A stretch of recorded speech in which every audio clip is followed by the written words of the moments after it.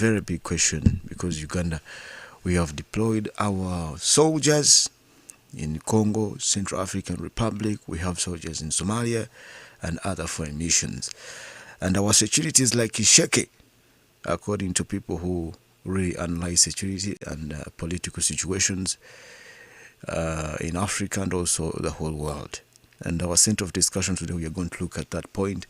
Should we withdraw all our troops from these foreign missions? Oh, the security we have here is enough to tackle all the situations that are taking place in our country. The big seat is already in studio. I want to welcome my friend, a long-time friend, Mr. Honorato. You're most welcome, and we are glad to have you on the big seat today morning. I'm glad to be part of this discussion. Good morning, Sako Ikoi. Good morning. Good morning, dear listeners. Good morning, my fellow panelists. My name is Muhanguzi Honorato. How is Isingiro? Isingiro is doing well. I come from Isingiro district, Bukanga County, Mbale sub-county, and to be particular, from Rwabahinda Cell. That's the LC1. That is the LC1. I'm a son to Ruko Wakobaroho, the former teacher, and I'm a lawyer by profession, and a practicing journalist, by the way.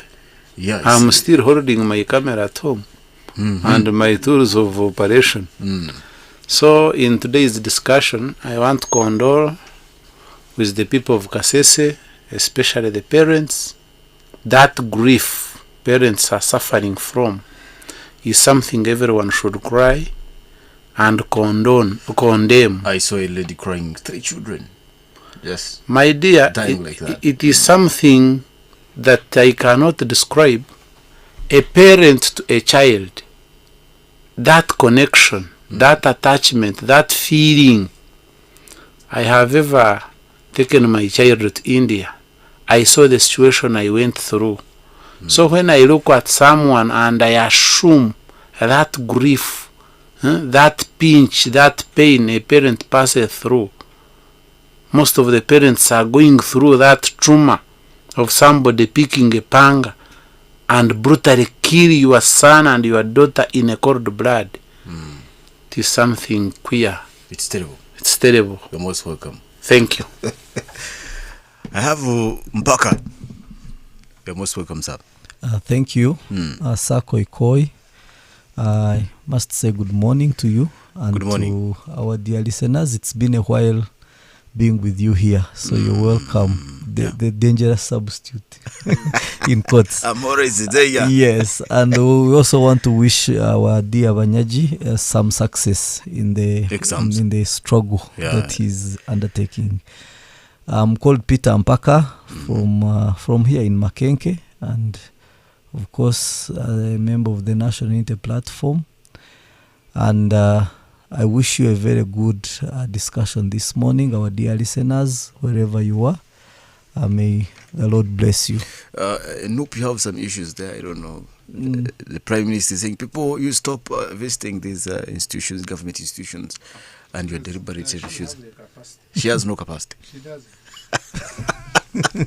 Yeah, also Mpaka. Let us just go into a commercial break and return. I'll begin with Honorato, looking into our center of discussion, withdrawing our security forces from foreign land. Don't dare touch it there. It's tough. It's bold. It's real politics. The big seat. We have a situation in this country where people are murdered broad daylight. Recently we saw a gang of people attacking police stations, walking out with guns, actually killing some police officers. They have murdered Muslim clerics. They have murdered judges, including Justice Kakezi. They have murdered students, and government is claiming ADF. And at the end of the day, they are saying we are in Congo pursuing these people. And the recent speech from President Museveni said, these people will never come back in Uganda. We have dismantled them completely in the Democratic Republic of Congo. And from nowhere, this guy is sneaking into the country kill 42 people and children, and we are spending 64 billion in Congo Operation Shuja. What is your take? Should we withdraw these people, or it's okay they can keep theirs? We mingle with our ADF in the country. Thanks for your good question. And those who formulated this topic for today's discussion, what I can advise, this topic would be good when we had a spokesperson from UPDF. Because those people, they give us a true picture and the account of what UPDF is doing to secure the nationals. I will try during the program. I'll try to have a phone call to the person RDC in Kasese, Mr. Watsimbi. So and that's where you go wrong. Yeah. Because these RDCs, most of them, they just give them information. They are just office bearers. Is the chief. I understand. Of security. They are chairpersons of security at the district level. But most of them, they lack that experience. The good thing, the one of Kasese is a soldier, is a lieutenant. But I don't think he's in the other political wing. He's speaking on behalf of government, and he's good. He has enough information to give us in line of security and how people are secure. Now, I will concur with the people of opposition who are suggesting that our soldiers should be withdrawn from the foreign missions. One, there are those foreign missions where we are there officially. There are those ones whom we are there covertly. I will use the word covertly, not illegally. Covert operations. We have our soldiers officially in Somalia. We have our soldiers officially in Congo. We have our soldiers covertly in Central African Republic. We have our soldiers covertly in Sudan. We have our soldiers covertly in Burundi. Are you aware of that? And other nations that we are neighboring with. Now, in a situation where we have such brutal murders and our innocent civilians are dying at the hands of the state, we need to put the state into limelight to account for the death that are occurring in Uganda. In Kasese, it's unfortunate that in Kasese we have seen close to 43 people who succumbed to brutal murders. We have not accounted to the number of people who were killed in Uganda by panga-wielding men. That is Masaka area. Uganda area. Uganda area. Because we have seen it in Masaka, we have seen it in Mukono, we have seen it in Kayunga, and other areas of Mpiji and some other areas. We have seen people who die in unspecified circumstances. So now the question is, if our people are dying, we have police, we have UPDF, we have other sister security agencies, and they cannot account for the lives of ordinary citizens who are dying, and you claim that we don't have a rebel outfit, then a lot of questions remain unanswered. Secondly, I think why they are bringing this suggestion, I will concur with them. I'm an NRM supporter. But the challenge we have in Uganda is political. There is a political question that is not answered. The way we conduct our politics has created a lot of anger, has created a lot of disharmony. It has created a lot of impasse amongst NRM supporters. What is the basis of your statement? My basis of the statement, you know, most of these governments who go out of their seats, who lose their seats, they are self-made. What they do during the term of office is what causes them to move out of the office. Sir Koikoyi went into politics some time ago. I understand. You saw what was there. People win elections, they are not announced winners. People go into politics, they invest their time, money and everything, resources are lost. But at the end of the day, you say, if you don't talk to Major Nanka, you will not win the election. And you think that person who has spent time, money and resources, and even his family has counted him as honorable, chairman, LC5, will remain the same? Not this really. person will be the one who will shelter, who will go protect the people who are going to destabilize the country. So there is a lot of questions that remain unanswered.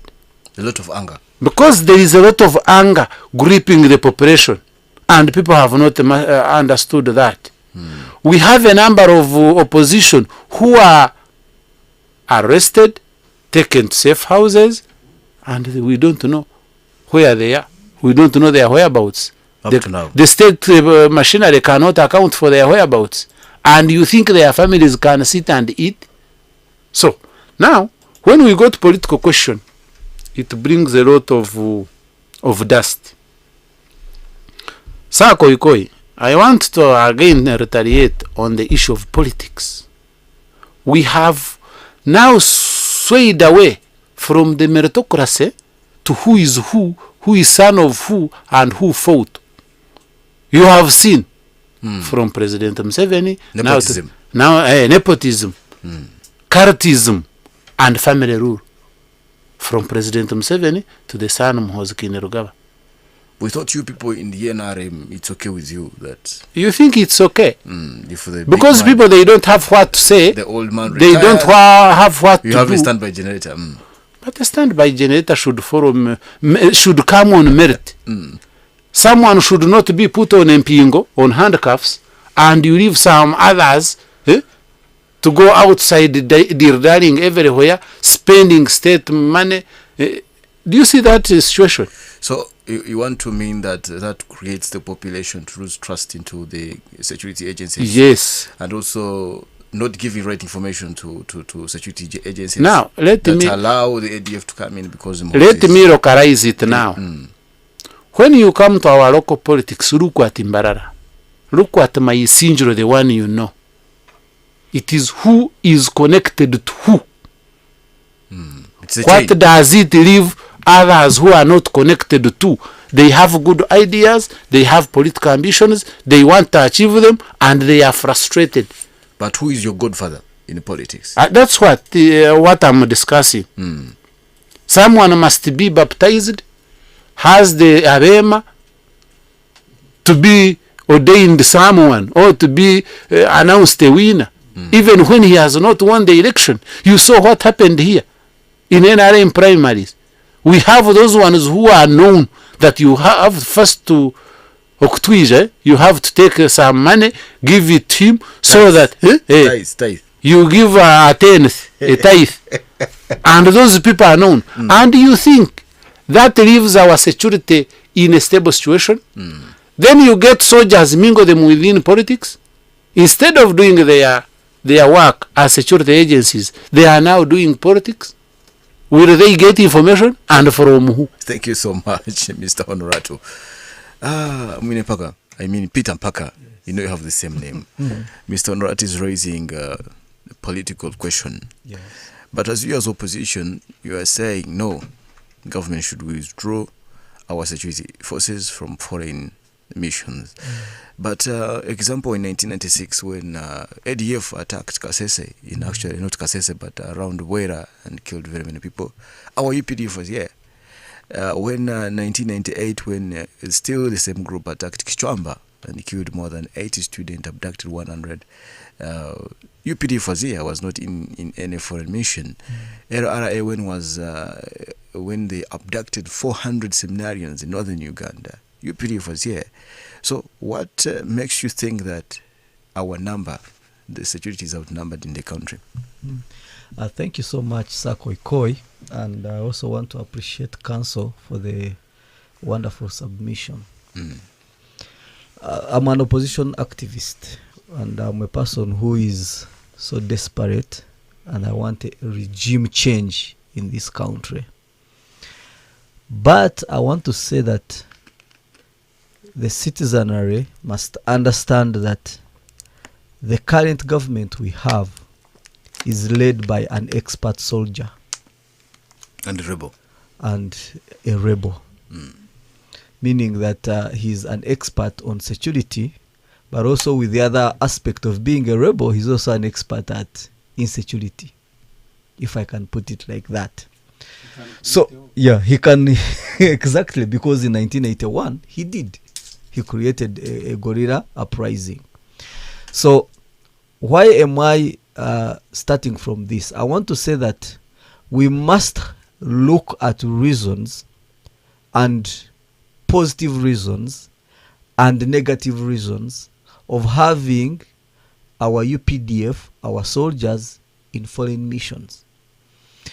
And for me, I desire so much to be so balanced. I don't want to bend to the other side and be the far rightist or be the far leftist. I want to be so well balanced. And I want to say that there are so many advantages, or there are so many good outcomes which we get out of the UPDF being in these countries, in these foreign missions. Number one, for example, we have terror groups. We have an unstable DRC. Within the DRC, actually this Eastern DRC, we have over 100 pockets of small cells of rebels. You've made it right. Small cells of rebels. So if you say, UPDF, I want you totally out of DRC, are you ready to build a 20-meter wall along the Congo-Uganda border so that you are protected? You're sure that these pockets of people, no one can just infiltrate in and come and destabilize maybe Western Uganda, or even continue and cause insecurity in Uganda. We are dealing with well-known terror groups that have international links with well-known terror groups like Al-Qaeda, like ISIS, like ISO, is it Islamic State in Levante, and so forth and so on. And I'm talking about the Al-Shabaab together with the ADF. They have links with these groups. So when I look at UPDF being in Somalia, I look at it as Somalia is a gate to the East African community, because it's on the Indian Ocean. So if we have our boys there, I'm looking at them in a way creating a wall that stabilizes the whole of this entire region. And so whereas I'm saying this, whereas this idea has come from my side, from my opposition members, I want to say that it's not well clear cut. Like when we're doing surgery, you want to go for that cell that is causing the whole tumor in the body and pick it out, and then let the rest of the cells get healed. The opposition the opposition is saying, look, you are fighting wars which are not yours. That's what have forced Al-Shabaab and there is no to war link that is with not our ADF. war. Our soldiers in Somalia dying. We have lost 54 soldiers, not even a month ago. And people say, look, you are fighting wars that are not yours. Your security is on tenterhooks in Uganda. You're in Somalia fighting. Why don't you bring back our security? That's why I want us to dissect. Kasese. Yes, that's why I want us to dissect. What are the reasons as to why we had 54 soldiers killed in Kasese? I mean in Somalia. What are the reasons why we had some ADF infiltrate and go in Kasese and kill students when a police post is 1.5 kilometers away and the UPDF barracks is 2 kilometers away from the secondary school? I think for me, I would want us to go to the case and diagnose. So for example, let me tell you that, listen, when the Al-Shabaab attacked and killed the 54 soldiers, President Museveni came and gave reasons and said, one, our soldiers he was don't asking know the same question you're asking exactly. right now. Yes, and his big question was corruption in the army. Yes, yes. So and those are the things that I would want us to dissect, because I still have, whereas President Museveni's government has soiled the economy, has soiled the health sector, has spoilt the roads, has spoilt has spoilt everything, but I have a credit for them when it comes to security. And I would want us to digest like case by case. For example, in Somalia, corruption came out as an issue. And then he said our soldiers don't know how to fight in the darkness. Can you imagine? No, he said actually nepotism in the army. He's saying people who are deployed are not supposed to be there. The cooks, yes, the son of who. Yes. So that was one of the big points. But I mean, there were also these other small points which I think, as an expert in security, should have. You should have at least these. He said people. There was an issue of people who are not combatant ready and they are on a foreign mission. Why are we doing those things here in Kasese? How could we fail to collect intelligence? Because you asked me a very important question. They attacked, UPDF was here. The people in northern Uganda were attacked, UPDF was. Why are we having these loopholes? I wanted to pick some money. Just 1 minute, then I return. Star Times has introduced a fresh bouquet of alternate.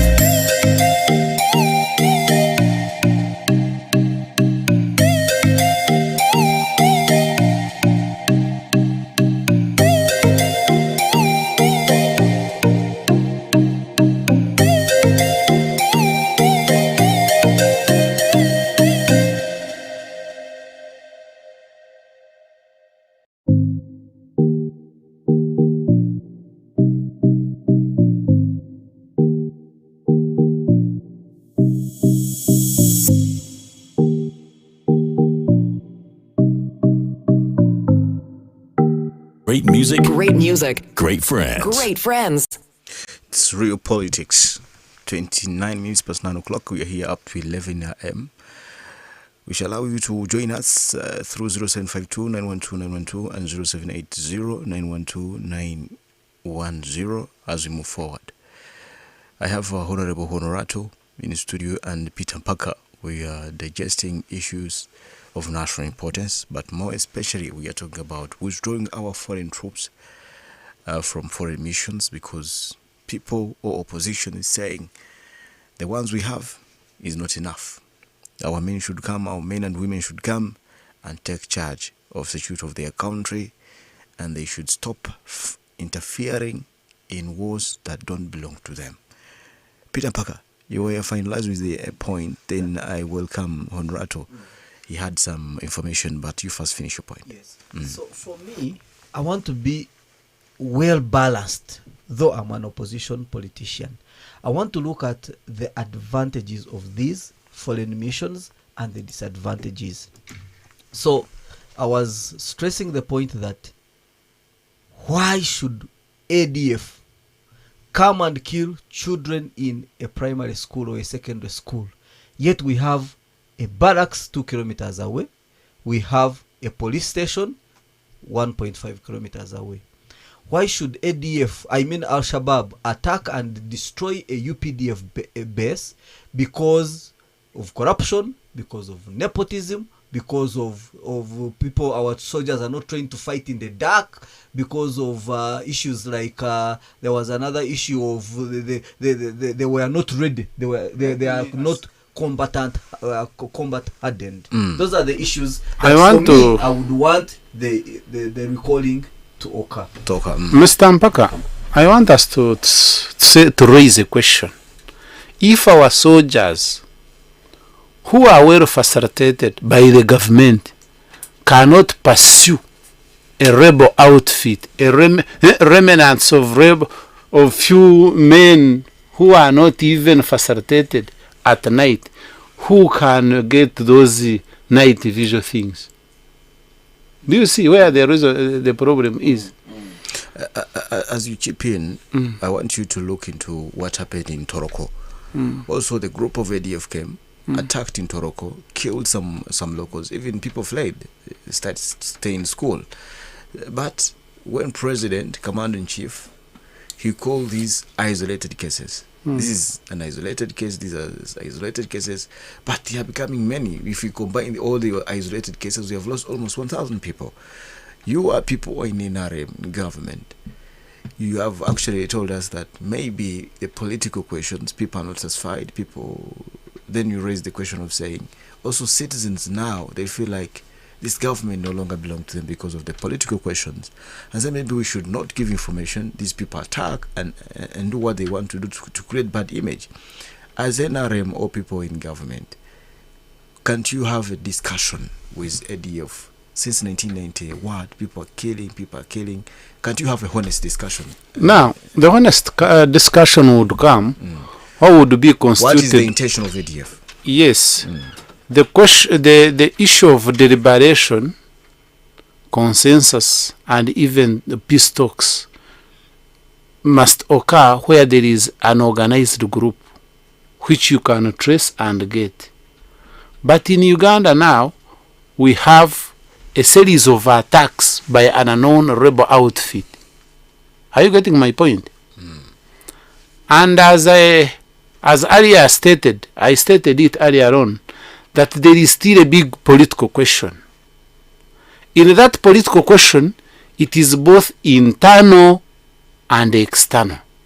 As we have our foreign missions, as we have our, we usually call it foreign what in history? Foreign policy. Our foreign policies are being implemented. Don't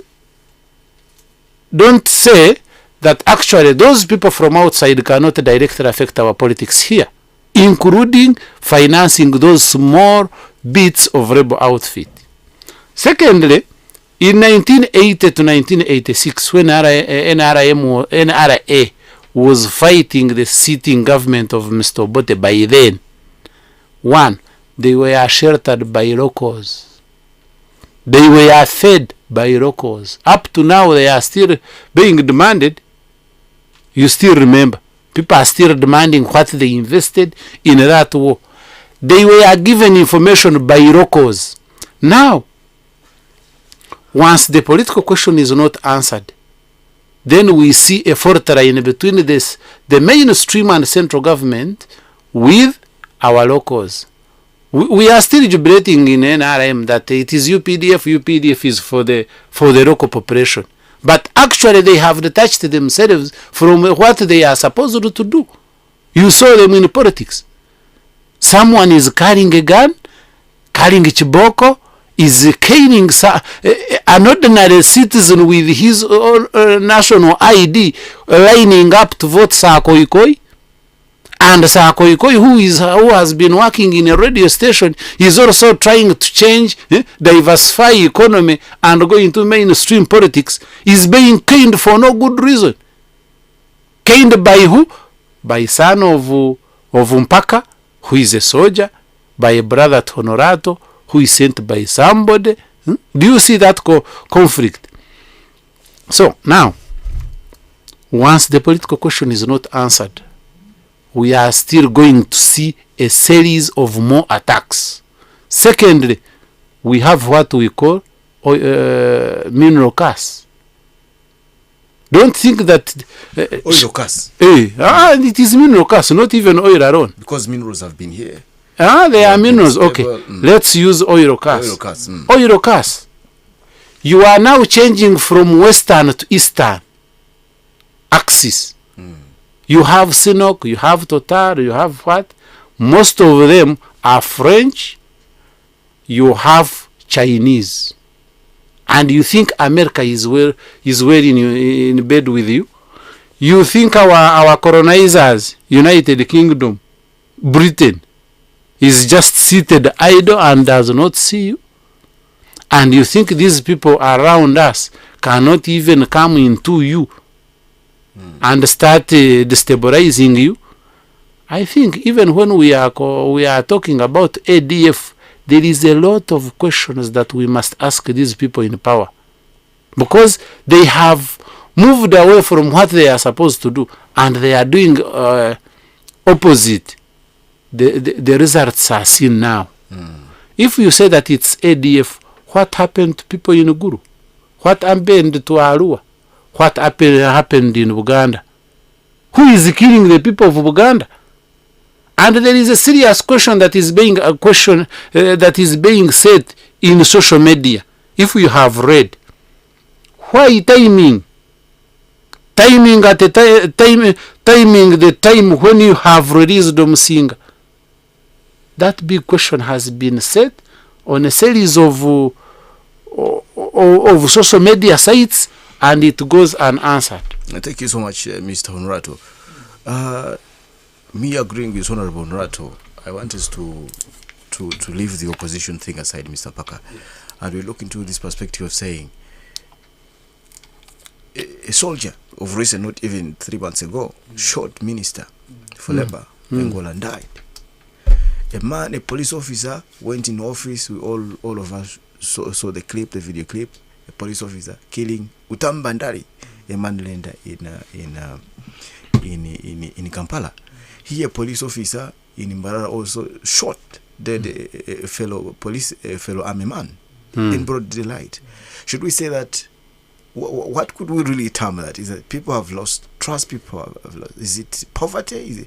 What is taking place as we leave the foreign mission and say, okay, our security is there, but also security which is here is killing citizens in broad daylight? For me, some of these issues arise out of social discontentment. And maybe so should we agree with Honorable Honorato to the political question? Yes, the political question is very paramount and is very, very significant. Even in discussing the foreign missions that we are talking about as our big subject, because I want to tell you, actually, Council has hint on it, that the larger advantage, the larger objective of these foreign missions is actually to work and to work as strategic partners for some of these foreign powers that we see around, like the Americans. For example, America will never rest as long as there is Al-Shabaab, as long as there is ISIS and Al-Qaeda. They will always be looking for somebody strategic within the East African region, within the Great African region, Great Lakes region, who can serve as a partner to protect their interest. And I think opposition members must appreciate that President Museveni has raised his hand very well, that you guys, I can ensure and guarantee your interests are protected. So, putting that aside and going to the question you've asked me, the murders that we have been seeing, for me, arise out of social discontentment. And sometimes I want also to say that it is out of that political question that does not touch the needs of the people. I've said, whereas NRM and President Museveni have tried to be fair, or somehow fair in the security question, when it comes to social welfare of the Wanawa, or the people of the locals, Wananchi, or the Wananchi, it is so appalling. People are just desperate. The economy is squeezing everyone, is hitting everyone. And so when you see somebody doing certain things, taking certain wrong decisions, it is just out of that feeling of frustration. Should we say that now locals are harboring the terrorists or the ADF to destabilize the country? Yes, they can. They can, because they harbored President Museveni. You heard of Rutamaguzi, who under whose actions we celebrate the Heroes Day, or NRM put the Heroes Day as a celebration, because he harbored President Museveni when the Obote army was looking for him. So I want to say that we need to answer that question to satisfy the people. And always, whenever something happens, let us not have these weak reasons, the weak responses from security. The police is there. Why are our children dying? Then somebody ran to the police and reported, and they told him, go and report to another police. Then you have resource, you have DSOS, you have whatever you have. They are so good at arresting Bobby Wine when he comes to Mbarara, but so weak at detecting the ADF. They are so good at beating Chiza Besigye when he's going for a prayer meeting in Zambia, but so weak at detecting some of these things that actually take people's lives. So I think the NRM needs to reflect on this. They need to come out of the shell and see that they are working in the common interest of the local person. Thank you so much. We're going to commercial break. When we return, we shall be looking at what are benefits, or as a country, what are we benefiting from being in a foreign land, fighting wars like Al-Shabaab, like in Central African Republic, like in Burundi, like in Sudan, like Honorable Nurato had said earlier. So when we return, we are diving into that. Don't dare touch your dial. It's a big set. Are you a business owner? Do you have a shop, restaurant?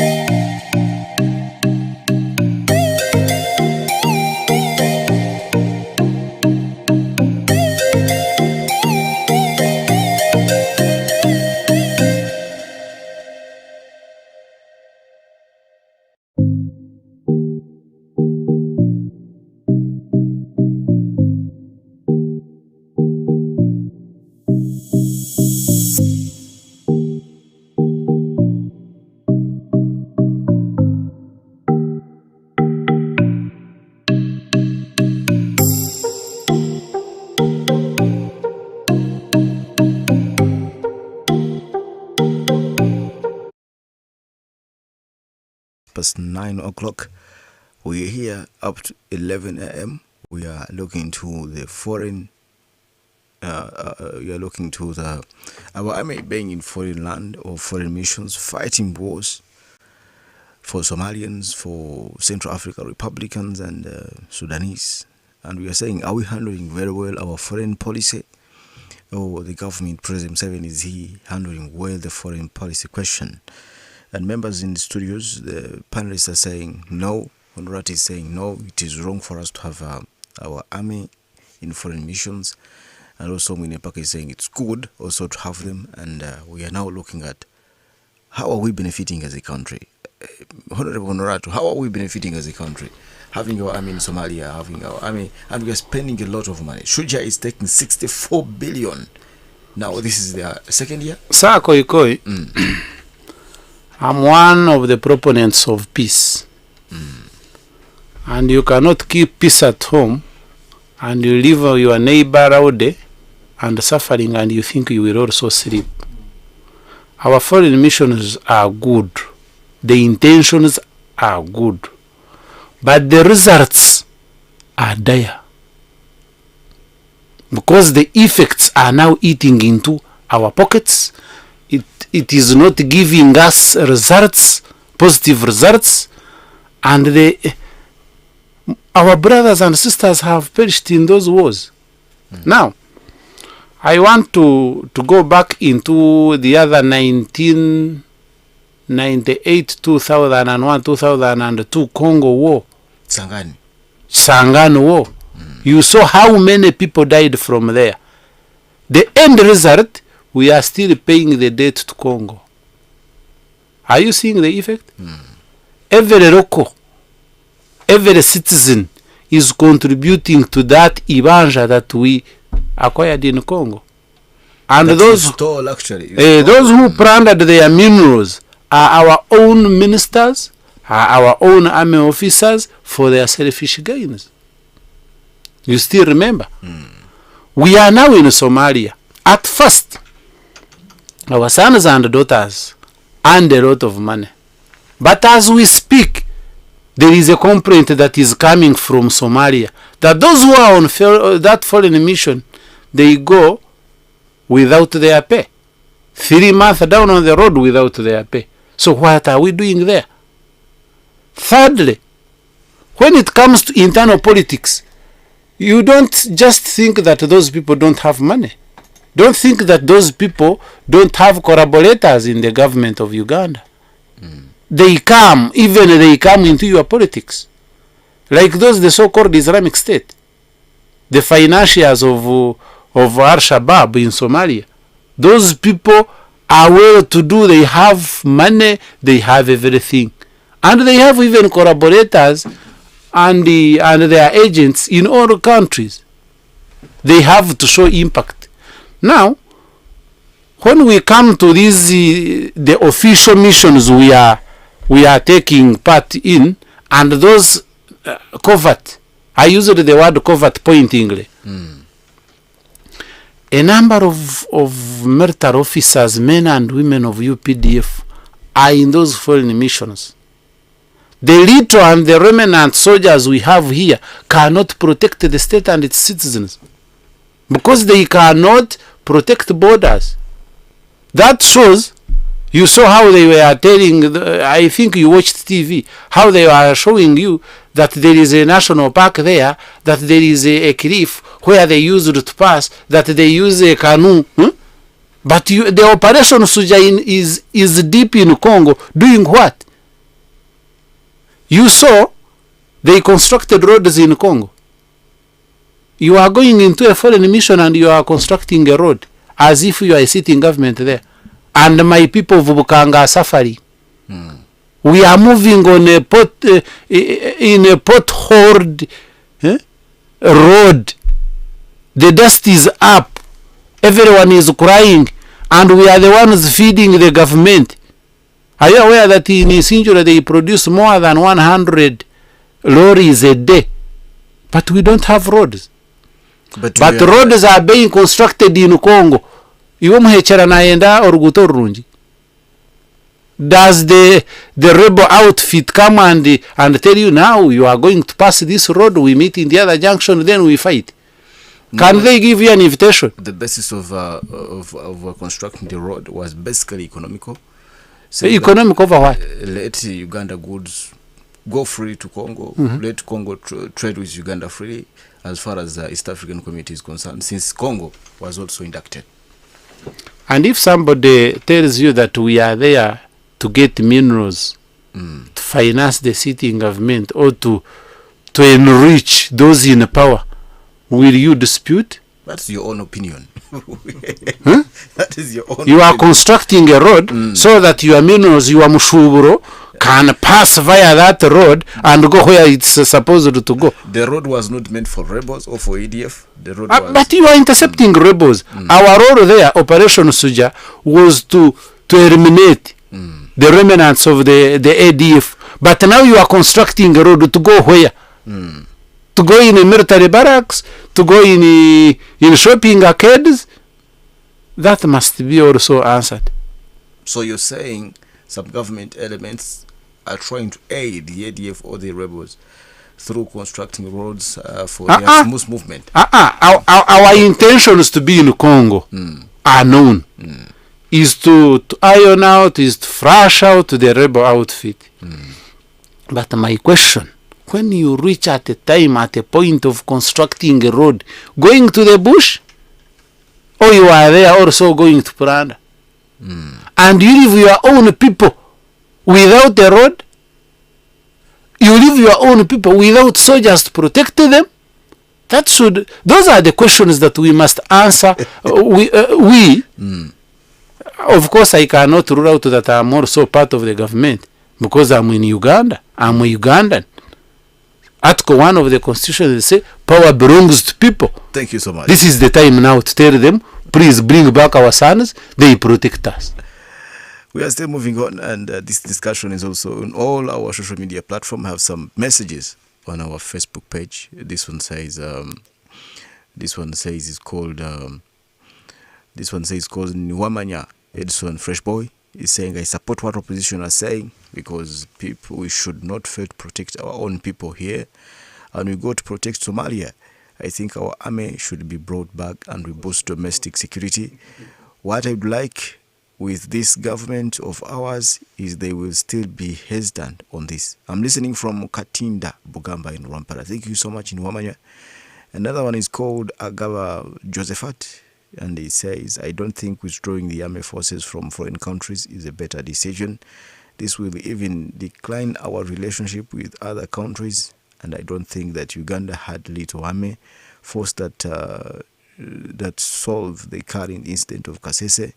That is that he have to first withdraw from foreign countries, so the foreign deployment has no effect with our domestic state of security. It's called Agaba Josephat. Thank you so much, Josephat. This one says, is Ubaria golden? We are not safe at all. The government should deploy your army in Somalia. How? I think he's asking how. It's called Ubairi golden. And then Rich Rhines is saying, yes, they are busy minding on other countries' societies than their own security. Thank you so much. You can keep those messages coming in. When I get some time, I'll read more. Mpaka, yes. Let us look at issue of funding. Like ISO, Internal Security Organization, and our CID department. I think they are the least facilitated departments, and they're in charge of a very, very crucial role in gathering intelligence for this country. Should we say that this the laxity in intelligence, ISO and other intelligence organizations in this country is because they lack enough funding? Should we say the government also should step up as far as funding these departments are concerned? Should we say there's also their corruption in the entire process of intelligence? What could be the problem? And you see, when you go to Tanzania, there's a group of people called Sungu. They are local. They are like local defense units, LDUs. And they help a country to gather intelligence on a local basis. We saw here government spending a lot of money training LDUs. Where did these LDUs go? Almost 100,000 LDUs. We had crime preventers in time of General Kaihura. Where did all these people go? If we have LDUs that were trained and commissioned, deployed in Kasese, what are they doing? Where are they? Where is the problem? Thank you. Very, very wonderful question. For me, I'm looking at security wholesomely. Maybe I'm using a wholesome approach. And I would want us to fix every issue, because when you look at the budget that was passed, or the budgets, the pre-current budgets that we've gone through, security always takes the lion's share. So why are we not having equal distribution of resources? Or why are we not saying, let's put so much here, because these people are doing the most important reason? If intelligence gathering is what is so important, why are we not giving the CID and these other people is working with enough, the informants, so that they collect the information that we need? That's why I want to allude to what I already submitted, that when we see certain occurrences, and then we see reasons, and also we see the questions, and here the questions that are being raised. That's where the issue comes from. But I don't want to say that the government has failed as far as security is concerned. When people start to say, why at the time when Umsinga has been released are we having this? When people start to ask, why at the time when we signed, there was even that question, why is it that after signing the anti-homosexuality bill, that's when then Al-Shabaab now attacks and kills people in a base in the UPDF. So for me, the issue is let us try to make sure that we are giving the best where it is due. We are measuring on what is major in any sector. Otherwise, when these questions keep arising, they breed that discontentment that we are talking about, that hopelessness that we are talking about. When Commander-in-Chief, the President of Uganda, also pinpoint at corruption in the army and the foreign missions, do you really think that he can control the army when he's here, when he talks about corruption? Don't you see it is the right time? Because we have been in Somalia since 2007. How many years now? Very many years along the way. If opposition or people say, no, enough is enough. People started earning $2,000 per soldiers. Even we had reports that now the big men in the army are taking percentage, are taking commission from this money. And you find people, don't you think that the corruption that is growing within the army or in UPDF camps in Somalia is due to lack of payment? We had here people have gone for 3 months without payment in Somalia. Don't you see that if people who are paying these people are no longer willing to pay, and the burden is on Ugandans now paying taxes, huge taxes to pay these people, don't you think it is really, really time? Because for you began saying you supported these people being there, but we are spending a lot. And that's where for us as opposition members, we call for regime change. Because we all understand that the personification of President Museveni cannot fight corruption. Because if we know that it is due to corruption, why can't we fight that corruption? If somebody is supposed to earn $2,000 and he's on duty, he's in a foreign mission, let them get their money. And it helps his family. It helps him cater the needs that he has. So that we don't have somebody now, he's getting 2,000, somebody is taking some $200, another, by the time it comes to the bank, the guy is getting some 600, and then when he gets a deal of selling a whole base, he sells it, and then we are killed. That is the basis why people are calling and saying, let us withdraw out. But if the government can come out and fight corruption, and fight these small, there's a verse in the Bible, it says, arrest the small foxes that spoil the vineyard. So if we can arrest them, then if we can fight the corruption and these other reasons, the whole idea, you concur with Honorable Honorato saying the foreign missions are okay, but they are not benefiting us. Let me tell you, America, the world superpower, has bases almost in every country in the world. Why? He has bases in Belgium, bases in Cameroon, bases in Japan, South Korea, US Navy. They are trying to make sure that even there no one can organize and come and attack the USA.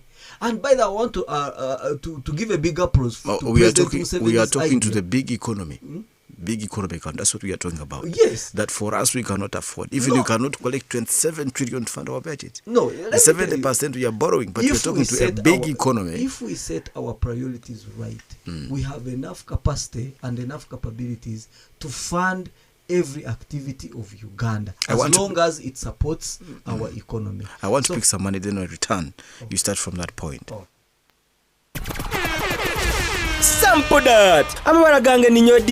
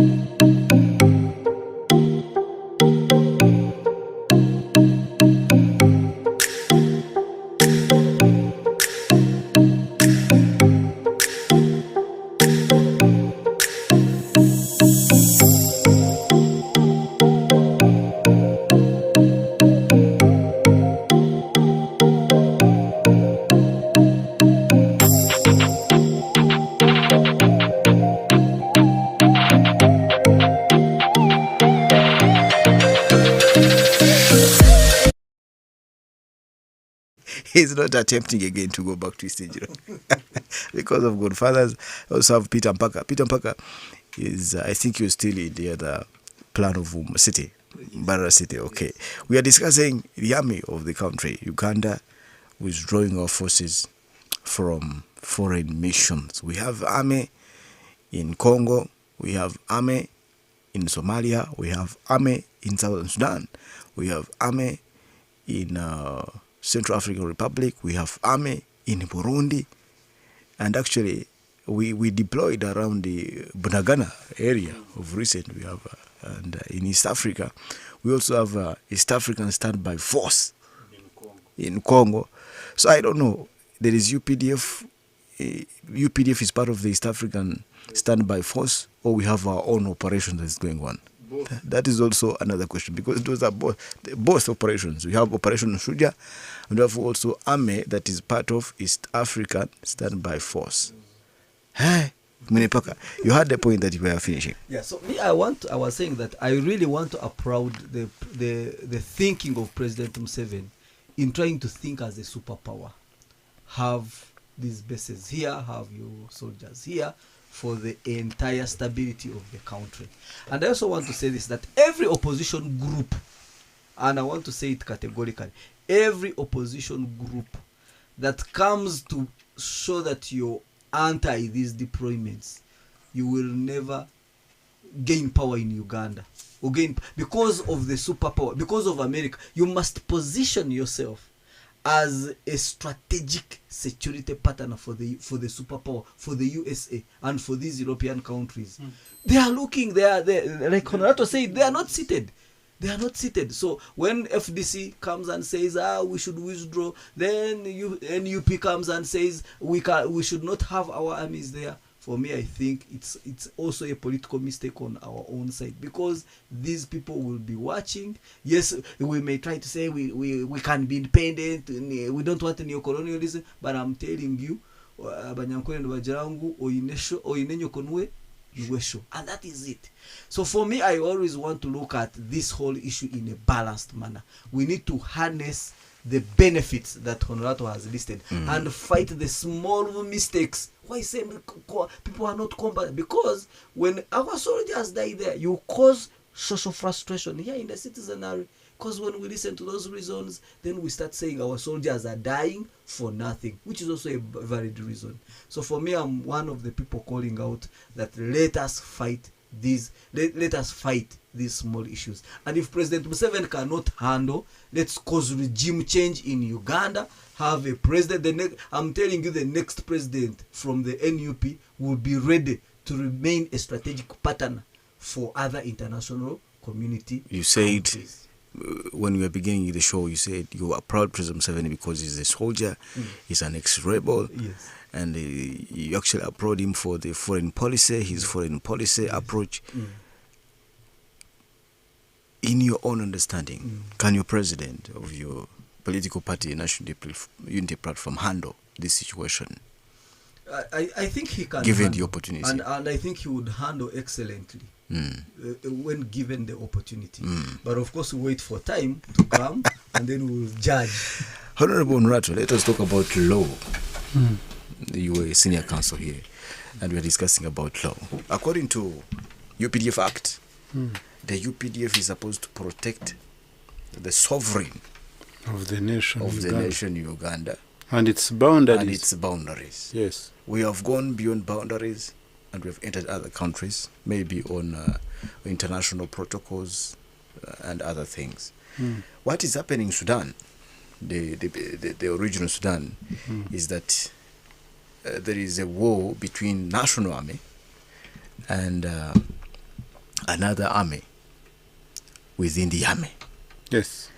And that is what happened in this country. We have UPDF that is provided for by UPDF Act, and also we have another army, which is SFC, that is actually illegally instituted in this country. And most people say that it is a component of UPDF. But to most of our understanding, is also an independent army because it has a different command and other structures. We are asking, are we not going to see another Sudan happening in Uganda due to disagreement For example, when there was communication from spokesperson of the army, Felix Kuraije, says 3 people were released from the one they were abducted. 3 of them were rescued and reunited with their families. And then the deputy spokesperson, Mr. Dewa Kiki, says it is a lie. There's these contradictions in the army, giving us a different image that we are operating with 2 armies. Everything is okay. I would like to re-echo my concern over the deployments made by our the so-called our officers and men who are vested with the responsibility and the command to command the UPDF in foreign countries without the approval of Parliament. You know, the law is very clear. If there is an emergency, you deploy first, then you come to seek to explain to Parliament so that it can appropriate money for those people who are trying to guard the interests of the state. But guess what is happening in Uganda? They deploy, they don't even inform the Parliament. Like the Operation Shuja? Yes. After deployment, you don't even inform Parliament. But Parliament is actually the governing body of this country. Even if you have executive powers as the president and the cabinet ministers have those executive powers, but they are answerable to the citizens. Because under Article 1, power belongs to people. People who will choose how to be governed, how the resources, how their people, how their riches and wealth of the country should be distributed according to their will. But once you don't inform them of what is happening, because even soldiers you are deploying are sons and daughters of those citizens. Now, what you are seeing, of course, when we are formulating laws, we borrow a leaf from other laws of other nations or other countries. What is happening in Sudan should warn our eyes now. That actually, what some people tell us, that after Museveni, this country will be ungovernable. It's actually coming to reality. You can see it. The sitting CDF cannot question why General Muhoozi is moving, doing politics, when he's still carrying a combat on his shoulders. He's using resources. He cannot call him to order. He can't. One day when he will wake up in the morning and say, why are you campaigning at this time when you are still a serving soldier? It's the day when he will lose that seat. I'm the one telling you very early in the morning. It is very early indeed. Early in the morning. It's the day when he will lose that seat. And no doubt about it. Of course, you asked him a question about the LDF, the crime preventers. I want to answer that question. That question is a political question. Because those boys and girls were deployed, were recruited, deployed to fetch a win for someone. After doing their job, they said, I don't know whether they were thanked. They were dished out. Most LGUs were deployed in Kampala, in parts of Waise, parts of Kawempe and other areas. But we don't know how they disappeared. And you see, do you know the reason why they were deployed in Kampala? And they were armed, by the way. Let me tell you, it goes back to politics. Kampala constitutes, is it 1 million, 1-3 million of the registered voters. And by then we had 11 million registered voters. As we speak, we have more than 13 million registered voters. But guess what? In Kampala, the opposition is known. The opposition in Kampala and Kasese is at its height. It is at its apex. So the deployment of LDUs was meant to punish these people. You saw how many people were brutally shot at. Ahi bashira kubihayo bakabisira abantu ekishwa. People lost their lives at the hands of these young men and women who were deployed. Even here in Mbarara, you saw the impasse, the fracas that was caused by crime preventers. We had our former speaker here, who was their commander. He would move with 2 guns, a pistol here and an AK. But you look at him now. Because the job was well done, the time came, season come and go. The season was over. Now you wait for 2026.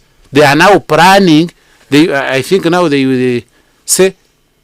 So, auxiliary force. Are you trying to are you getting? Are you trying to say that government could get militia for political reasons? Political reasons. You saw how they deployed crime preventers on the day of elections. They are given police uniforms. They are promised heaven and earth. They do their job. Afterwards, they are chased away. You ask them. So do you think these are the people that are causing insecurity in the country because they are trained, they know the gun skills? Somewhere yes, and somewhere no. Because one, since 1986, we have been witnessing retrenchment system in the army. They retrench, and those people are returned to the citizenry. They become pure civilians. Their entitlements after service are not given to them. Echidako, they become renegades, they become robbers on the highways, they become murderers. Most of them. Actually, Sako, we need to get people who can reason out most of these things. Because some of us who read between lines, we see there is a danger. As you stated it, you have SFC, well trained, well facilitated. They have equal ranks with the mainstream soldiers. But when you look at the pay, it's different. SFC are catered for. Their wives are catered for. But another soldier who is here in Makenke, he only earns a peanut, and the wife is not facilitated. He sleeps in Manyata. He sleeps in a dilapidated house. His uniform is skimpe. Now, you look at the soldier. You compare. I want to give you another example of how I saw SFC guarding Pastor Bujingo here. As in Paka in season, yeah. Now, instead of guarding the state, instead of guarding the population, instead of guarding our territories, we have now resorted to guarding the pastors. You guard people like Shiragashumba. You find the people, there are some people here in Mbarara you don't want to mention. You find somebody carrying a gun here is guarded by a soldier. So a soldier who is a graduate, who was recruited, trained, and you think that person is happy. And then you people, you claim that the army is not enough. We should bring in withdraw our foreign as I told soldiers from foreign missions if we still have the excess that can guard individuals. Actually, I took part in a meeting. I think I had you at Lakeview when they were teaching us about cross-border smuggling. They arrested a group of young men, well armed, within a military vehicle with number plates from UPDF. But when they carried out the ground check, they are not even soldiers. They were not soldiers. So you may see someone carrying on a jacket in the car, is having a bodyguard, well guarded. Kumbe is not guarded by UPDF soldier. It is guarded by somebody who is. So those are the things we have in Uganda now. Thank you so much. Mpaka. Yes. You have heard Mr. Honrato giving a bold, actually, perspective submission as far as the LDUs and the crime preventers and then personal individual securities and other stuff. Where are we heading as I bring in a phone calls? Thank you. It's a slippery road. It's a slippery circumstance full of a lot of uncertainties. And those uncertainties are the issues we have with this government. And they are the issues we are calling out to say, please, let's iron out these things. Because you cannot have an army within an army. You cannot have some discontented group which is even armed and loitering around and well trained and they can do anything. So those are the reasons that we really call out for this government to iron out, to look out for, and to fight. Otherwise, like Honorato has said, we are not prophets of doom. We may end up in a situation like the Sudan situation, and we have our own armed people with the guns we have bought, using them to harm us.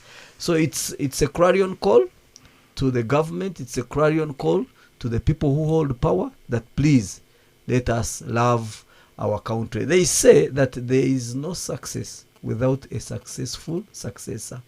So this is something that this government should look out, that after you've gone, let us make sure that Uganda is still governable, the economy is stable, the security is controllable.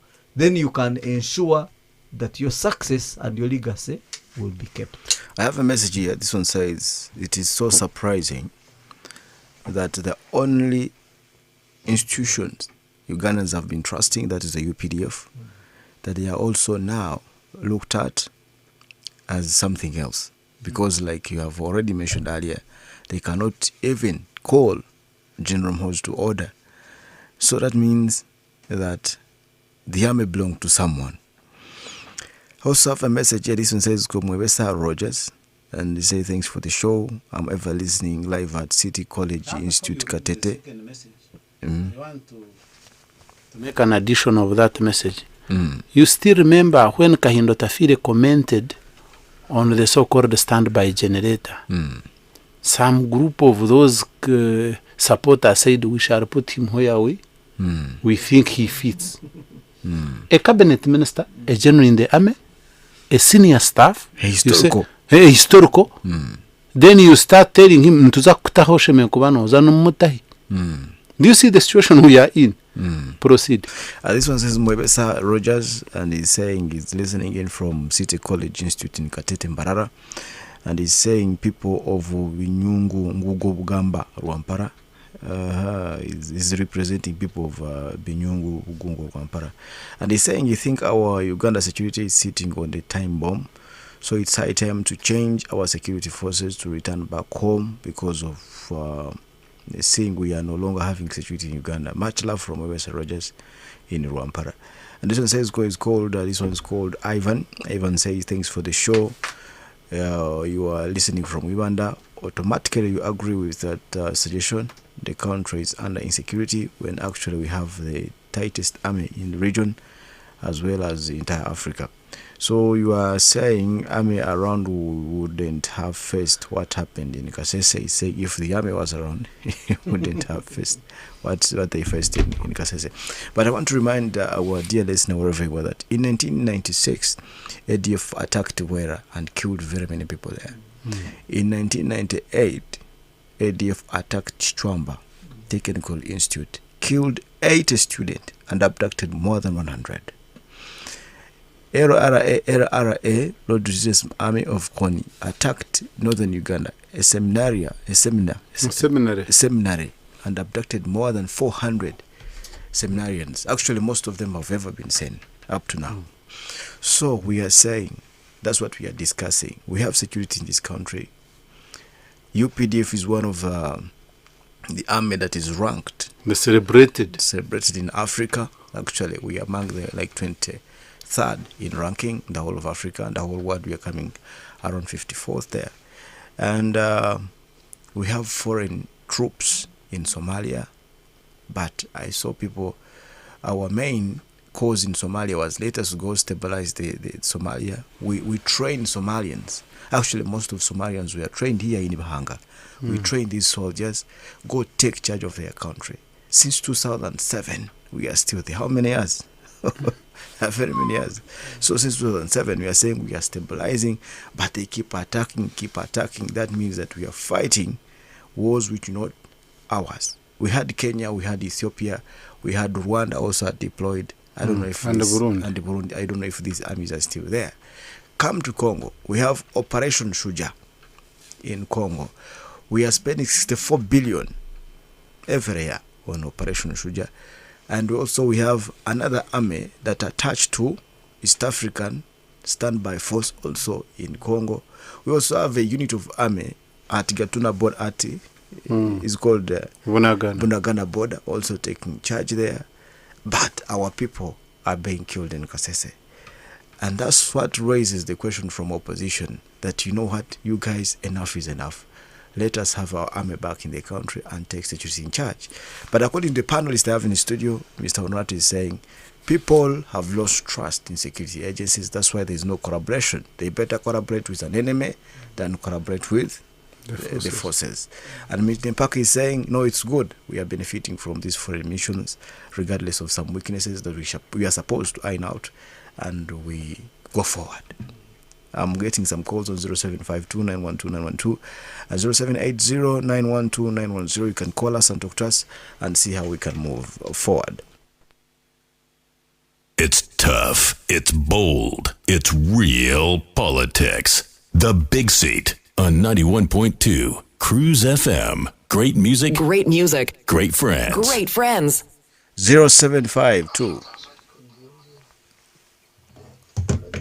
0752912912 and 9780912910. Talk to us. Hello. Hello. Yes, Cruise FM. Cruise FM, what's your name? Where are you calling from? My name is Duncan. I'm in Kazo. In Kazo. Thank you for the show. You're welcome. And panel. So, for me, I think Uganda is trying to make to export soldiers like Cuba. Cuba is exporting doctors, but Uganda is under insecurity. So Uganda should first ensure security in Uganda, then they go in diaspora. Thank you for the show. Thank you so much. This gentleman is saying for us that's the only export we have. On top of coffee, cotton, and we have soldiers now. Hello. Yes, Koi. Yes, good morning. Good morning. Okay. Andrew Nana Terra Chuzi Banda. Andrew ni Chuzi Banda. So nyina kugamba amwe atuletera. Yoni ndeba ngu President Museveni acheje kuyamahega aga Uganda karo mahanga igari. Abo ko umuntu ari na kumo obusinje kura Somalia. Yaza kura goron family ye kunuya kasese bamutahirira abana be babita. Ogo muntu kuriye naza guma n'umutima go kumihanga. Yoni ndeba ngu kire yagira ngu abaheka gateke kurga kumo businje mahanga gaheru. Atikisa cyurute mpango munonga okukira kahansaro za Congo na Uganda. Hata munya Uganda wenyini wenu wari no mukabesa heze. Abahe tugine tugamanya ko bajangu bakwandika mahi abantu na tuyirukira kimwe kuzo mu mahi. Konko buwazayo kumanka turakumi family yawe turakumi hanga ryawe mbakutwara kuriya President Museveni naza kurira ho sente aha muhero uhure ngo family yawe yona ngwe kuyireho. Thank you so much, Andrew Nchuzi. He's saying now army is business for someone, which is not right. 0752912912 and 0780912910. Hello. Yes, Cruise FM. Cruise FM, good morning. This is Julius calling from Lakai. Julius from Lakai. Yes.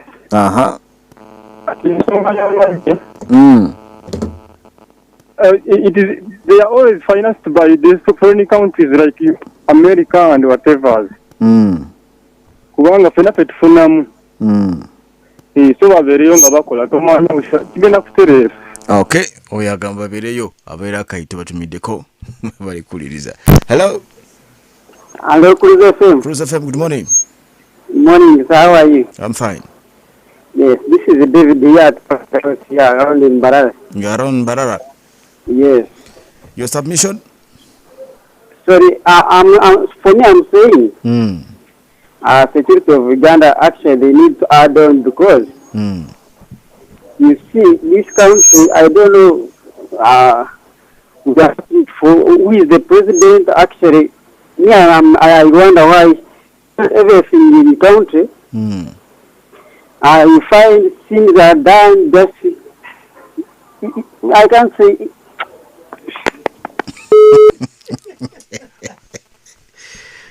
This man is saying everything is gufurongoto. He doesn't know how things are made, how things are done. So he just confused. Hello? Koi. Yes, sir. Aha. Itonka bulijono gabona na mwebesa roja. Zargo ya mnyukango bugama rwampara ni marya hazi kore gazete mbara mpachizi. Ento azashonga imwe areta. Mukamukira kutera hakanzaho ka audio kakugira ngo Uganda ifite no time bomb naho ngo butangire kukireba. Uganda ateshin security hamere. Abantu bagenda Uganda government yituntu tugenda twata abantu abo mukoba abine umujinya. Kubasa kuma security ya Uganda tubatwara heru. Kwata batina mana bakakera tubasigumu Uganda ngo babo barukuma.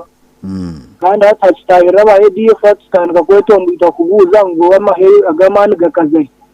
Mwenu government asimeye kwesotinga bakagarura amahigi. Mwebesa Rogers kazi gari mpechize. Thank you so much, Mwebesa Rogers. Hello.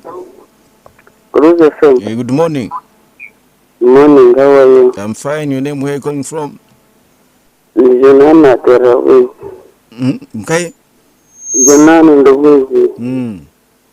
Mimi ndengo Uganda mahagi nani mingi mnonga bwana Koi. So agamwe gatwara heri chishire nabaze bokumu singe Uganda namahe mingi mnonga kako cyekurezeraho. Nkumbwire bakarura mahena gabaga kamire almost burka center ko na polling station ngaga jambai kana nagaher ngagari. So Uganda namahe mingi mnonga. Deba nakumbwire bwa covid burka center burka twampare buhunguru amahega kabiri hangere Uganda tuyama mingi munonga. Okay, thank you so much.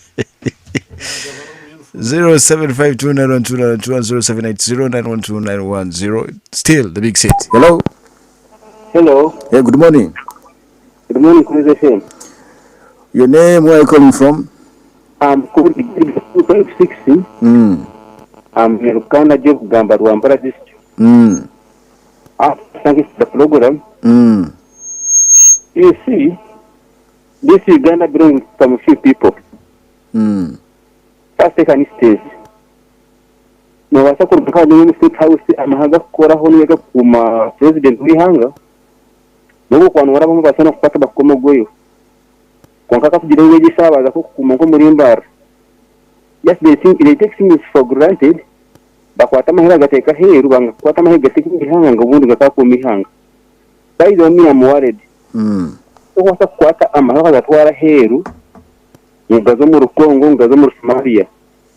Your case is over Chakamchak. I don't know that has a queer mommy. Thank you so much. No, they are not only Chakamchaka, but we have the army. We have Updf. Hello? Yes, hello, Cruise FM. Cruise FM, good morning. Yes, good morning. You're talking to Albert from Isinjiro. Albert from Isinjiro. Yeah, me, in my opinion, I think that the UPDF we still need it to be in our neighboring countries because it strengthens our relationship with other countries. In case like we have withdrawn the troops from our neighboring countries and we bring them back home. But if we get an instability in our country, who are those that are going to help us also when we have withdrawn all the UPDF from other neighbors? So we still need them to be in other countries. Thank you so much. One last caller. Hello. Hello, sir, Mr. Koi. Yes, good morning. Good morning to you. Your name, where are you calling from? This is Andrew Vinomisa from Ruvindi Kombesa. Ruvindi Kombesa. I think it's high time they should withdraw UPDF from Congo, where and why. They should withdraw them make security tight in our country. Thank you so much, gentleman from Rwindi in Rukombesa. I don't know that. Ikombesa. Okay. Hello? Yes, Cruz FM. Cruz FM, how are you? I'm okay, how are you? I'm very fine. This is Thaddeus calling in from Barara here. Thaddeus, welcome. So people have ideas that we need to withdraw all our troops from the outside countries. Majorly they are basing on an attack like recent in Kasese. When you take even a big country like Russia, it can be attacked. No, home Uganda, we still need resources to facilitate that army. I really support taking them outside because by giving them help in terms of security, they also give us help in terms of market, they help us in other sectors. So there is no way how we can sustain ourselves as Uganda. Thank you so much. It's a 10:30 a.m. Your local time check. What pushes a street MC to the international?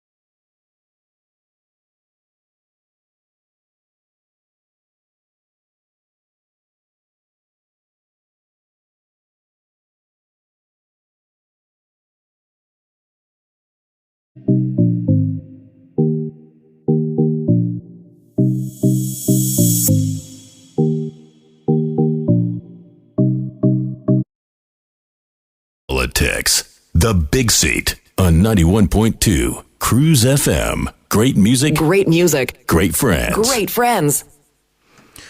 The Big Seat. We are here discussing issues of national importance. Thank you so much, those people who have participated through making calls. Thank you so much for joining us. I have Honorable Nrato in studio and I have Honorable Peter Mpaka. We are discussing security of the country, and also we are looking at how possible or how is it important for army to be in foreign missions or to be home.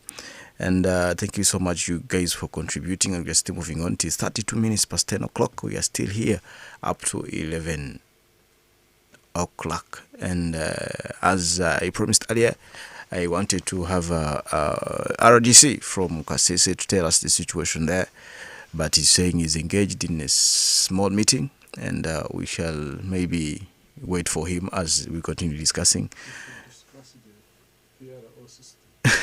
They should discuss the PRO system and so on and so forth. But I have some few messages here, and before I bring in my panelists here as we come to the conclusion of the show, but I have some more messages here. This one says very, very many messages. This one says called Collins. Collins is saying, Uganda Army has a lot of reluctant army in barracks. They should be deployed to maintain peace in the country. Him personally, he don't support the idea of repatriating the forces from the outside missions, because peace in the neighborhood means peace in your home. Thank you so much, Collins Golden. And also I have some other messages.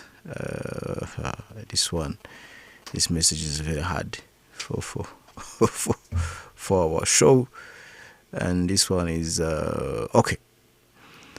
Paka, yes, please. You have had people making calls. People they're like, maybe we should have a referendum before we deploy. We should have a referendum. According to their responses, maybe we should have a referendum that allows our army to go into those foreign missions. But you, as a politician and activist and a person in opposition, give us a general overview of our security and what we should expect in years to come if things continues like this. And I take you back to Honorable Onrato's point that there is a political question, and that's why the political question. That's the reason you're in a position. Because if there was no political question, maybe you would be in NRM or the country would be in a movement system. But since there is a political question, that's why you're in opposition. So I want you to just give us a clear picture of what you expect in years to come. We have only 2 years and a half to elections. If things continue like this, what will happen to this country? Yeah, thank you. 5 minutes. Thank you, and I want to thank our dear listeners now who have called in and those who have sent messages. Now, when you do a rough kind of analysis of the people's comments, you see that they are balanced. You have some who are for and some who are against. Now, I want to tell the listeners that our country is not in the hands of the Chakamchaka, because that comment really touched me.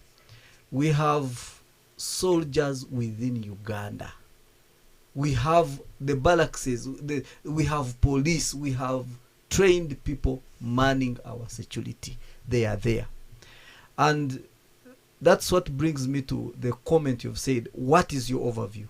For me, my overview, I think we have gaps in intelligence when it comes to internal security. And these gaps in intelligence and information collection are resulting into intelligence failure. And this intelligence failure is what is causing the catastrophes that we are seeing, like what happened in Kasese. Now, Sakoikoi, I would want to say that you heard the comments of the First Lady, and that's what beats Ugandans. You heard the comments of the First Lady coming out and not entirely blaming ADF. For her comments were that there are some people who are fighting over possession of the school, and she was like, it seems they hired some group of rampage people to come and score a settle over that. So that's why I'm saying the gaps in intelligence, the gaps in information around how the UPDF is operating is an issue. You heard what the president was saying. Somebody must have sold us because of corruption and what. Why is it that we cannot gather that information before somebody gives us out? Because we should be able to scrutinize all that information Commander so and so is dealing with, so is communicating with. Why are we not able to detect and deter rather than now come with lamentations in such cases? So I want to say that for me, I still have a little confidence that if these weaknesses, internal weaknesses, are fixed, as far as the security is concerned, we have a stable country, and people can really continue to invest and really have their big plans.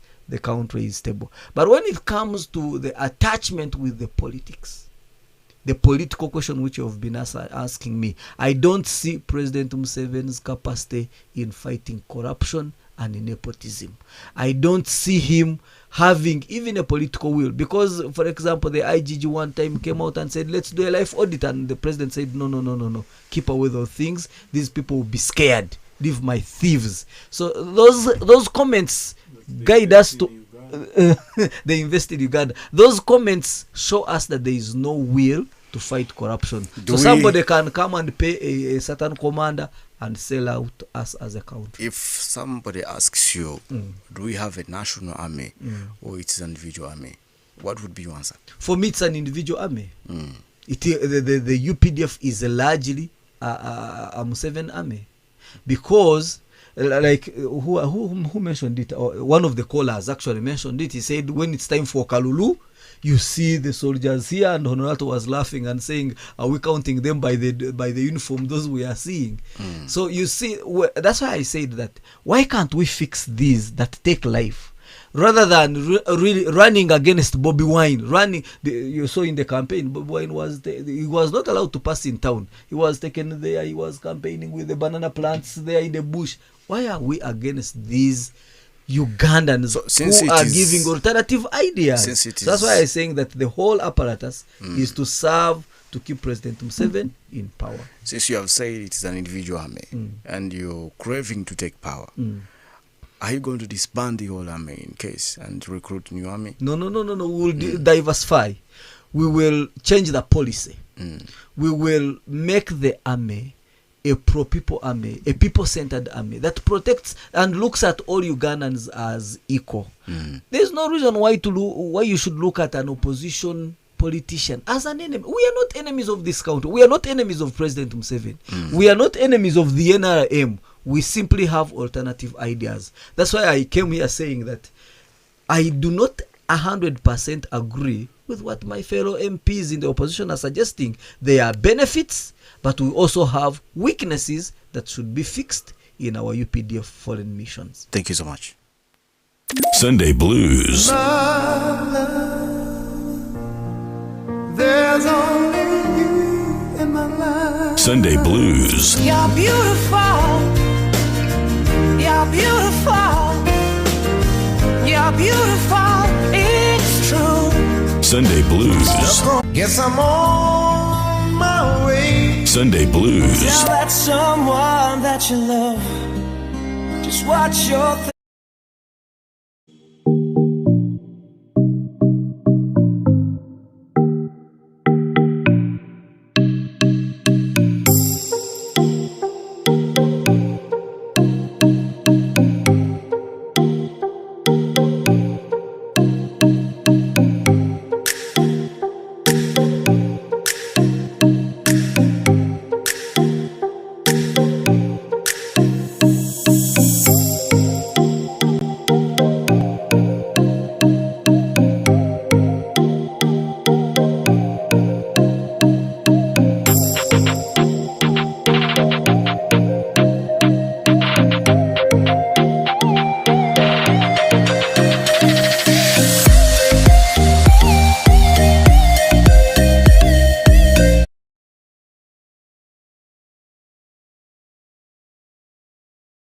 Issues of national importance. Honorable Honrato, you are part of NRM, you are part of the struggle, but you have mentioned some very, very important point that with this politics of this country, with how the army is evolved into politics, people are not satisfied. And you are saying if this trend continues, then this country is heading to anarchy. I wanted you to give us an overview of the two remaining and 2.5 years of this political term and our situation. Where do you see Uganda if these things continue like this? And after 2.5 years, we shall be also discussing the same. I'll also ask you the same, that what you really said is true or wrong. Thanks very much. I want to put it clear that actually NRM has been diluted and put on individual lines. If you want to know it, take a case study of 2016 elections. We had families, we had power centers. We know, by that time we knew that they are the ones next on the queue.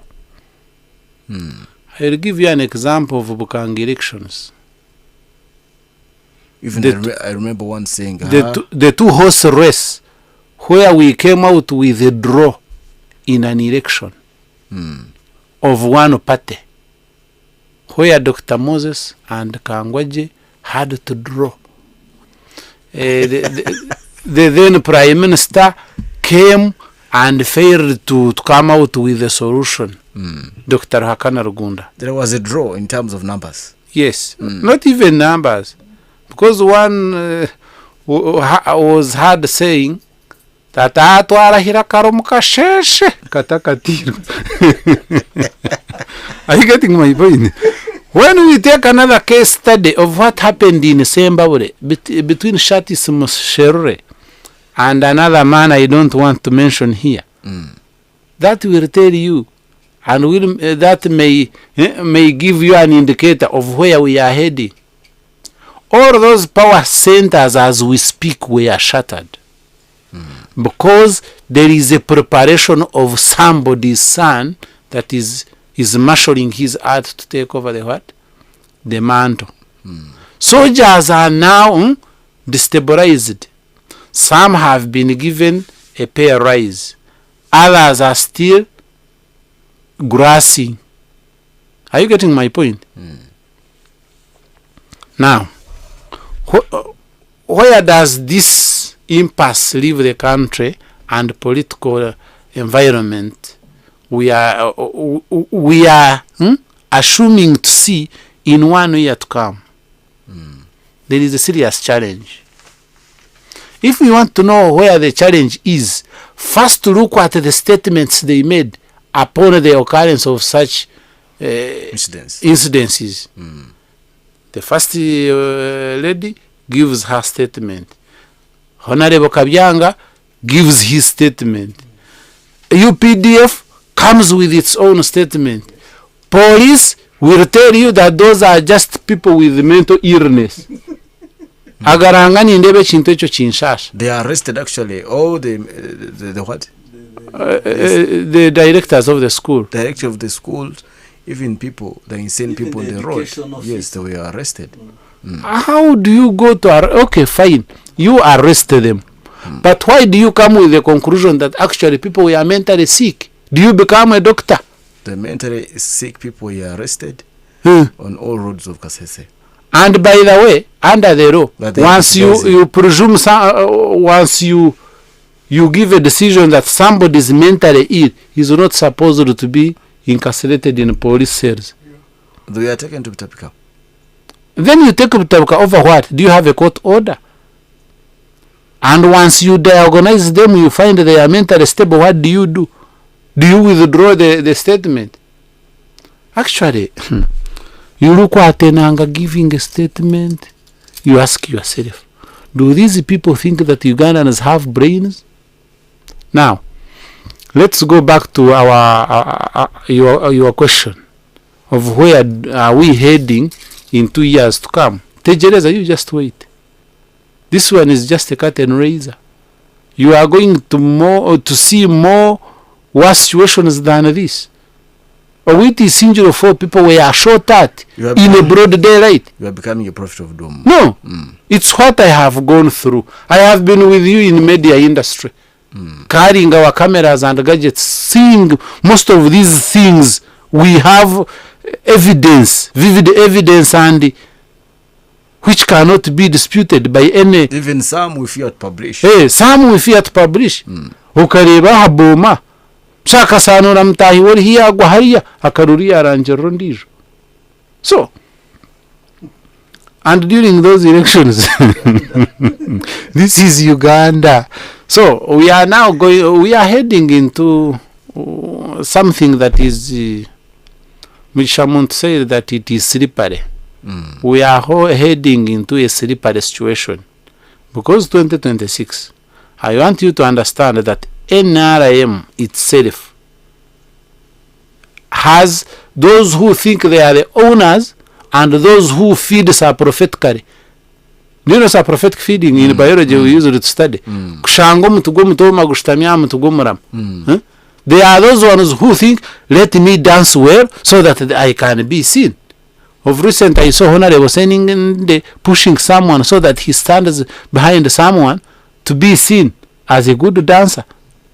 You can see some of those who were ministers by then who try to make projects and make some groups so that they can also hook from the first family. My dear, things are going to worsen. As we speak, we have MPs who take home the half salary because they are baptized by Sakoikoi, and now they have to take 50%, and 50% is taken by the one who baptized. No woman, you don't know them. We can mention them here, but that is a confidential information. But most of these MPs they are agents of some other people. I know. Where we are heading into 2026, it will not be business as usual. Because one, this class of traders are not happy. They have slapped taxes on their businesses. You find one business is paying more than 4 taxes. You go to High Street here. Those who open shops in January, they cannot go beyond August. That business is closed. August is far, not even June, not even May. You find somebody is tasked to pay ground rent, is tasked to pay rental tax by URA, is paying another tax, roading and off-roading, street parking, as we speak. Trading license. As we speak. Are you aware that people are being distorted here in Mbarara by this street parking? They are supposed to give you a ticket of 500 every after 1 hour. But they calculate 30 minutes. They don't even reach. You find you have to pay 1,500 in an hour. Once you fail to pay or you forget to pay, the next day you pay 30,000. 30,000. You think that one is normal? We have only 5 minutes in the studios. I cut them, throw them away, and drive away my car. Is it the life you want to be in? No. What if an ordinary person who cannot fight for his rights is cramped? You see, this is koi. Hey, I'm sorry to chip in. No, it's fine. These are the things that we talk about in the opposition, and when we tell people like Council Honorable to leave the NRM, come and join the opposition, and we push this system out, then they fail. But I wanted to say that they always say these are isolated cases. We can deal with them like the one with the parking. We can handle. So I want to rally Ugandans and tell Ugandans that we have a lot of social injustice. Social injustice of the. You haven't even talked about Kasasoro. No mango bantu. Or a wage contract one of these companies I will not Home even Clean. mention. Home Clean. And about Koina over which one. People no longer even put Kasasoro. They just wait for the night. Mwenda abantu nibimuka Kasasoro bagitambi ko mu ruguto gishange itambikiraho because our Home Clean bakuza bagiweinge na ende kumisha tu na ende kumitano. Mtwana nechweka a lot of social injustice. But I want to call to this government. I want you to use this opportunity as you actually conclude. So me, in my concluding remarks, I want to tell the government that Ugandans are giving you taxes. We are paying taxes on everything. You are paying a tax on that kajilta. Let us try and endeavor to give them back services that are equitable to what Ugandans are giving. So you're simply saying Ugandans have worked so hard to facilitate the budget. Yes. It is the right time for government also to pay back. Even to conclude on the topic we've been discussing, that the UPDF, there is no way children can be killed in a secondary school when you're just 2 kilometers away. That means that maybe you're not interested in internal public security, and yet we are paying salaries to these people to ensure our internal security, our public security is guaranteed. So I want to call upon everyone who is listening to us, maybe a big man or a small man, or the big is still prophetic, you're hoping to be big one day, that let us take interest in our country and see that we fight this social welfare injustice. Thank you so much, Peter Mpaka. Honorable Nurato, you have 1 minute. Thank you very much. The law is very clear. Those in power, they are vested with powers as a trust. You are entrusted with authority given to you by the population. So it's incumbent upon you to protect that population and even work in public interest, not in your personal interest. Now what I'm calling upon my seniors, the government officials, the ministers, the RDCs, don't just run into the giving, I usually call it baseless statements. speak for the sake of speaking. Gather information, give us the details, account for our people. We are talking about Kasese, an isolated incident, but we have not seen the accountability of those who are being brutally murdered by panga-wielding men. And they are many. Those who are incarcerated in police cells because of their political affiliations. Members, this is our country. We need to live in harmony together. Because today it's you, tomorrow it's me. Or tomorrow it's somebody else. Thank you so much. It has been a pleasure having you right from 9 a.m.